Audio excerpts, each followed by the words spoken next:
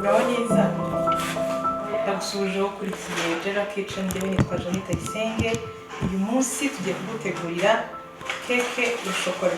Keke ya shokora turakoresha chocolate syrup, turakenera baking powder, turakenera bourbon, turakenera amata, isukari, farini isanzwe, amagi.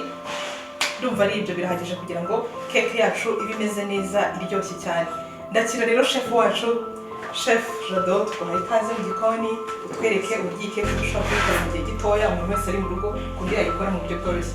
Ibikoresho twamaze kubibereka nk'uko bimeze, gusa iki bourbon turamanza tuyaze, tugiye kuyivangamo. Hano turamanza amagi, kuyiha isukari, ivange kugezaho ifarini.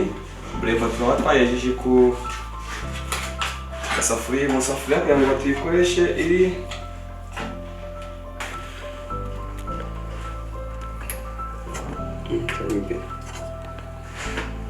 tuyaze bourbon.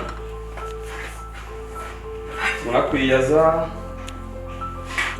ni muntu dukoresha dushyiramo ya keke cyacu kugira ngo ize ifite forume neza, imeze neza. Tuze ku ruhande, ubu tugiye gutangira kuvanga.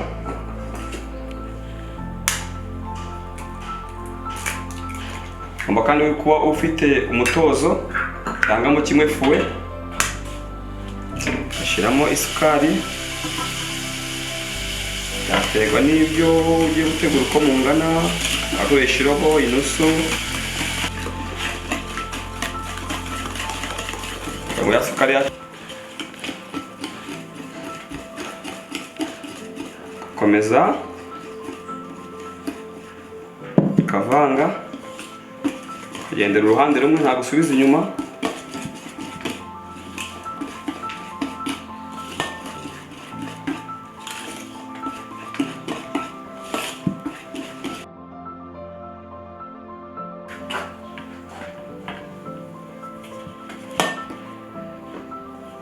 Akandi gafarini ukavanga kugeza ifashe.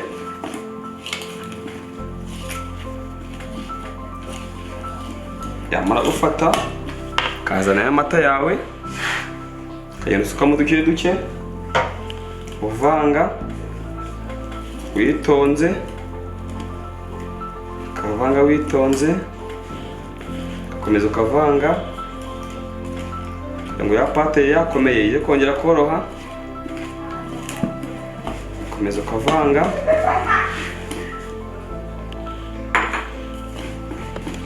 farini gakeya ukayagizamo,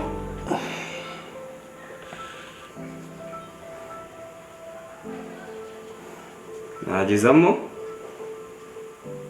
Amara kunyagizamo muri akayikubita kugira ngo ya farini nyagijemo ivemo. Tuza gufata n'undi kangiza keke yawe, ukahita uyimenamo hahandi warivanye cyangwa ku meza aho gukoraho ameze neza afite isuku, ugatekaho kureba ukayibika. Igihe ugiye gushyiramo ifuru, ugiye gushyiramo ikintu imbere, ugafata ukawucanya ifuru kuko unangiye gukora byose.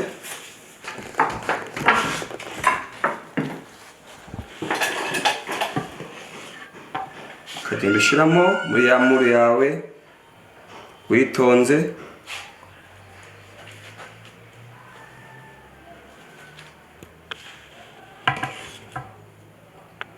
Ugashyiramo witonze.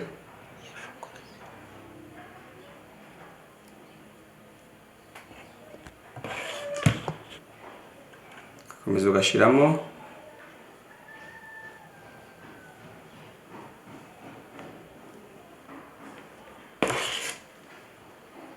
Ushobora wakoresha n'ikiyiko, si ngombwa rushe, wakoresha n'ikiyiko. Warangiza ugafata ya shokora yawe, ishokora imeze nka dekorasiyo kugira ngo ya keke uyibonye agiye kwirya abone keke imeze neza. Ukayirangizaho witonze. Ku ishokora yo ibikoze, hari ngombwa ko tuyivanga.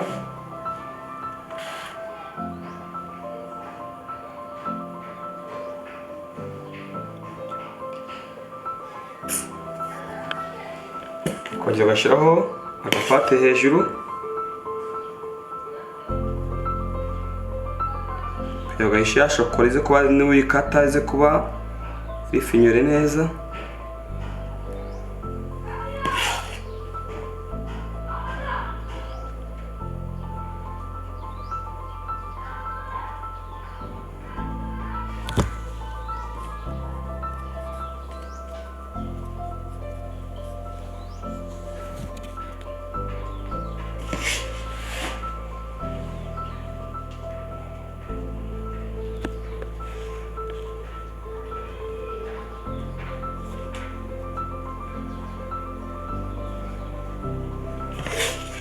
Ukayishyiraho gake gake, ntabwo uhita umenaho ngo urundeho, uri kugenda ucishaho gake gakeya n'ubwenge, ibintu byawe bize bimeze neza.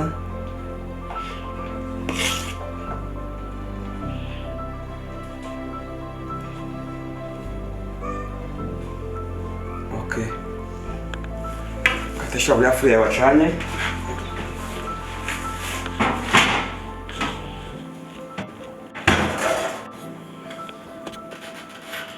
Iminota 15 ukaza gusuzuma ukareba neza ko ibintu gushyamo bigusha neza. Usaba gufungura iminota 15 wayiregera akarimo mwinshi gaba yakangirika, biva ngo igihe asoma ya minota ugomba gufungura iminota irakomeza ukareba uko imeze. Keke yawe ukaza kuza wikuraho yahiye nibeze neza.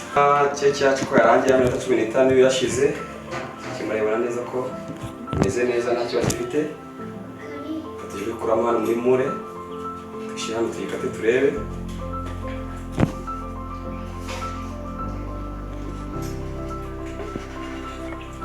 Mwayibonye ufite mure nk'ingiyi wakora keke nk'iy'umutima, urabona ko imeze neza. Tugiye kuyikata keke yacu cyangwa ko ubutumire keke yacu ko ari imeze gusa nta kindi.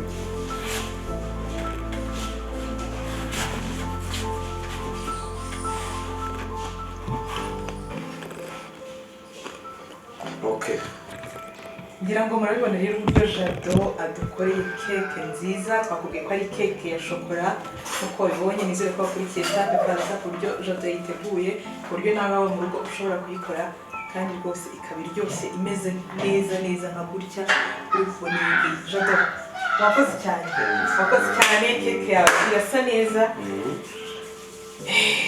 Ubu rero nizere ko wakoze subscribe, niba utarayikora rwose yikore aka kanya, siga comment aha hasi kugira ngo ubutaha icyo wifuza nawe tuzakigutegure. Mwakoze cyane, nawe utaha.